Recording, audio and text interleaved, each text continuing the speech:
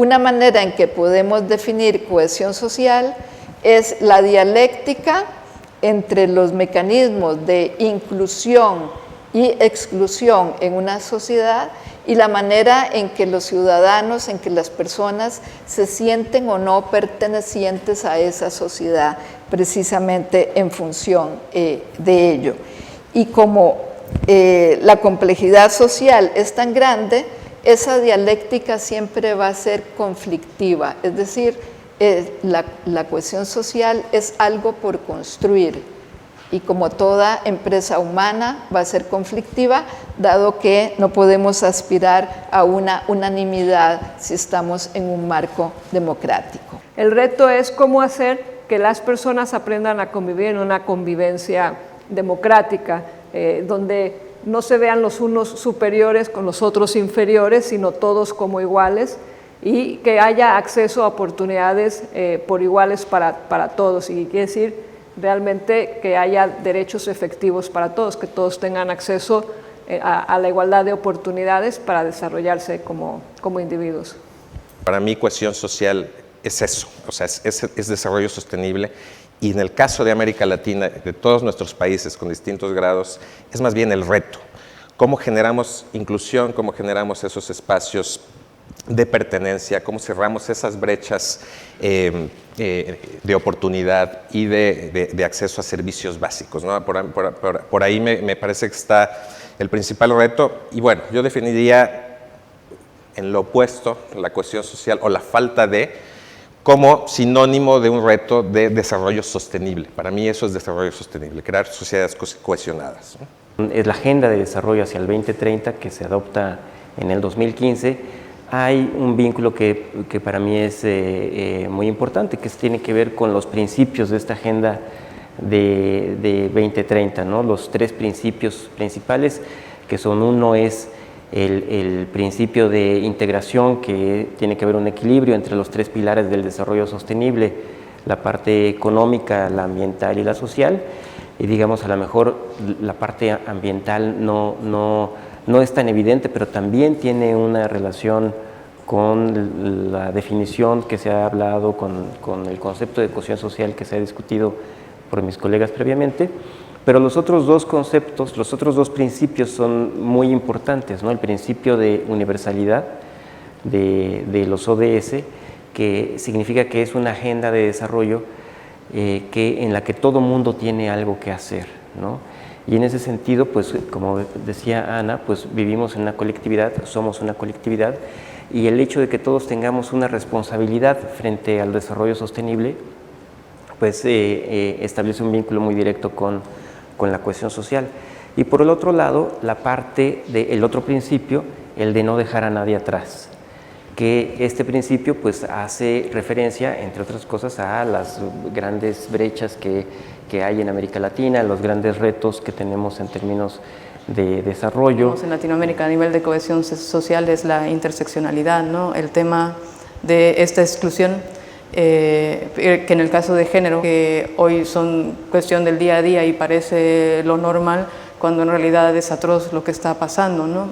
Que un problema muy grande ahora, gracias, entre comillas, entre otros elementos, a las nuevas tecnologías, es que precisamente las redes sociales, las nuevas tecnologías permiten difundir y potenciar discursos muy precisamente polarizadores, que nos enemistan y que muchas veces se fundamentan en lo que se llama la posverdad. En la medida en la que el problema de cambio climático, por ejemplo, no se revierta, pues se habla de que los desastres naturales van a aumentar de intensidad y de frecuencia, y eso va a generar también tensiones que van a afectar la cohesión social, ¿no? Entonces, hay incentivos políticos, ese es otro de los desafíos. ¿Cómo hacemos para trascender periodos políticos que garanticen la continuidad de políticas de verdad generadoras de inclusión y de provisión de derechos? Los problemas relacionados con la cohesión social son contextuales, son multidimensionales, es decir, no hay una única perspectiva desde la cual se puede abordar. el análisis, el estudio y la búsqueda de soluciones para los diferentes tipos de problemas relacionados con la cohesión social. Y a mí me parece que esto es el planteamiento de que digamos, un enfoque multidimensional ofrece una nueva perspectiva sobre cómo enfrentar los problemas relacionados con la cohesión social, ¿no?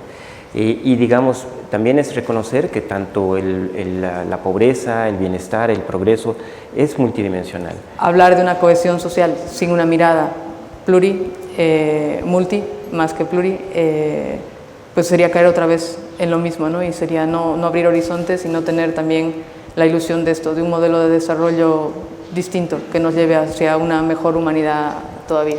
No perder oportunidades, y ahora construyo un poco sobre eso. Y dos, un poco relacionado con lo que comentaba Ana sobre estas lagunas, esas áreas en donde el Estado no está presente, ¿no? Para proveer servicios, para incluir o para garantizar derechos básicos, generando entonces unas lagunas de exclusión reproductoras de brechas, ¿no? Y que generan, digamos, estos espacios de oportunidad para narcotráfico, para, digamos, factores de descomposición. Entonces, la dimensión en la que me quiero referir, y es, ¿no? Muchos países experimentaron una reducción bien importante de la pobreza, pero dejaron, digamos, espacios desatendidos. ¿Qué hacer con la población que cruzó, digamos, la línea de pobreza, con esa población que ya no es pobre, pero que quedó en situaciones de vulnerabilidad?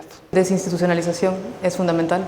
Atacar los niveles de corrupción de nuestra sociedad es clave para que las cosas puedan transformarse, pero ello implica un control social, y ese control social deriva también de un sistema educativo adecuado que al mismo tiempo garantice mejores posibilidades laborales y que al mismo tiempo garantice una educación sexual suficiente como para también dar autonomía sexual y reducir la brecha entre hombres y mujeres y la violencia que eso implica y la planificación familiar.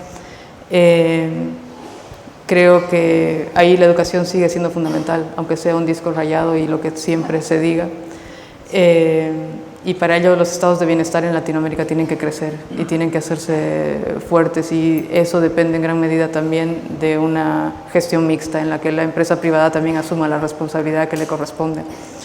Tres cosas que serían muy importantes que pueden contribuir a la cohesión social son una mayor transparencia o establecer mecanismos de transparencia, fortalecer los mecanismos de transparencia, de rendición de cuentas, fortalecer los mecanismos de rendición de cuentas del Estado y fortalecer el Estado de Derecho, ¿no? Es decir, que la ley se cumpla y sea igual para todos, ¿no? Entonces tenemos que construir discursos que pongan precisamente a diversos actores a cooperar y no a polarizar, ¿verdad?